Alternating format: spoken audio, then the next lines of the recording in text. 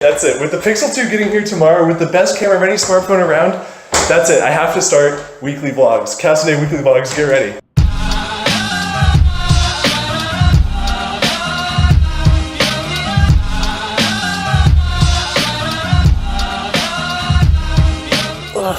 Waking up is just such a difficult way to start the day.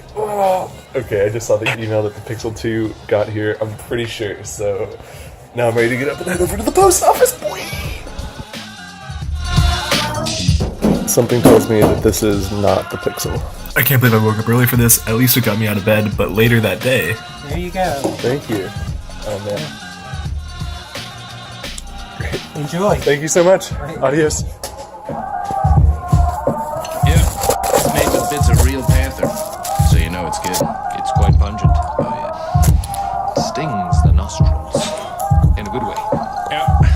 Brian, I'm gonna be honest with you, that smells like pure gasoline. 60% of the time, it works. Every time. That doesn't make sense. Okay, welcome to my uber short Pixel 2 XL review. Here it is right here. All I want to say about it is that it's just incredibly beautiful to look at and hold. It's crazy thin. The bezels are there, but they're just so pretty to look at that I don't really mind the size of them that much. The back panel is fantastic. I would have loved the Panda version, but I just couldn't get it because it would take so much longer to ship. And here it is. I think people who are complaining about the screen looking bad are just completely overblowing the issue. I would say the screen is amazing. I give it 10 out of 10 because I just can't even hardly see the issues that people have been complaining about. I think this phone is just that good that people are looking for something to nitpick. Okay, point number 2, this camera is incredible. These photos are unbelievable. The magic that Google is doing through their HDR plus, taking multiple photos and then stacking them for every single shot is beyond words. It's just so good. And it works so well, and the camera's so fast and snappy and opens lickety-split. You just double tap on the home button and there it is opening and running. It's super good. Really big fan. Portrait mode is fantastic. Works really, really well. Google's machine learning just does a fantastic job with it. Portrait mode in selfie mode is also incredible. Works basically as well as the one where it has the 2 sensors to do it with the main camera. So portrait mode, 10 out of 10. This camera is so good that it's just made me want to take a lot more photo and video. It just inspires you to shoot more because the photos and videos are just great to look at. For example, this entire vlog is shot pretty much exclusively on this phone, except for right now I'm using my A7S II. Okay, and then point number 3, look at how fast Snapchat is. Oh my god, it opens, we're moving around, and we can instantly start shooting a video, and when we're done, it instantly starts playing, the keyboard pops up. Snapchat is just so smooth. Snapchat doesn't run this smooth on any other Android device out there. And so if you're looking for a phone that has just incredible performance and pleases you and surprises you every step of the way, squeeze for Google Assistant I've actually come to really enjoy because it just makes it so much more accessible. This phone is smart and fantastic. Really love it. 10 out of 10. You killed it, Google. Keep making the bezels smaller. A little disappointed in myself for getting coffee. So we're supposed to be at practice, but Terrence convinced me, and I guess I convinced you more than anything to get Duncan. Okay, now we're gonna go work. Okay, I'm over the moon because we just got our network to train on our laptop, and this is for our research project on generative adversarial networks, and it's due on Monday. I have to make a whole poster about it. We had 1 week to do a whole research project and make a senior research poster level poster. Are you freaking kidding me? This is an insane amount of work. How are we going to do research on this in like 2 days and then make a whole poster about it?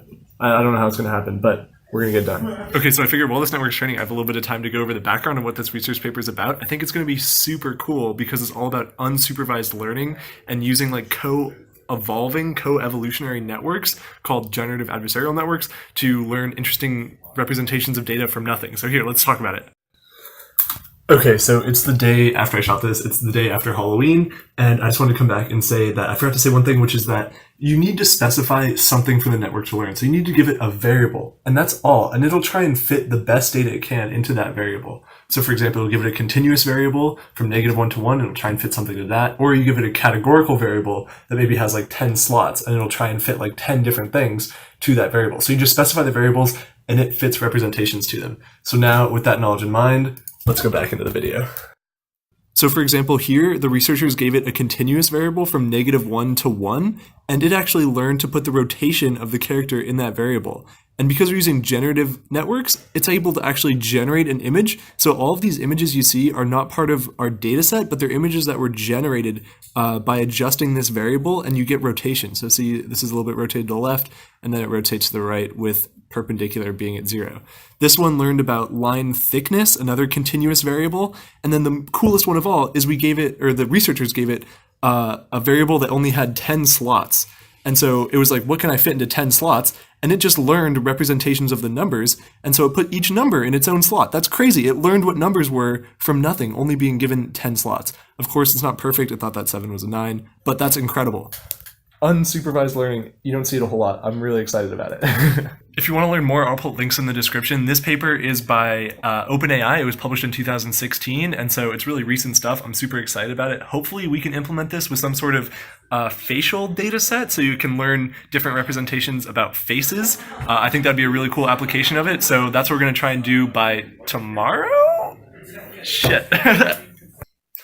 Okay, it's almost 5 a.m. tomorrow from when that video was filmed, and we kind of did it. Here's our poster. The poster got mostly done, and we have actually really incredible results. We were able to learn people's emotions. So this is happiness. You can see all the images on the left. People have like plain faces, more or less. And then as you go to the right, their faces get happier. Whoa, it learned that. That's crazy.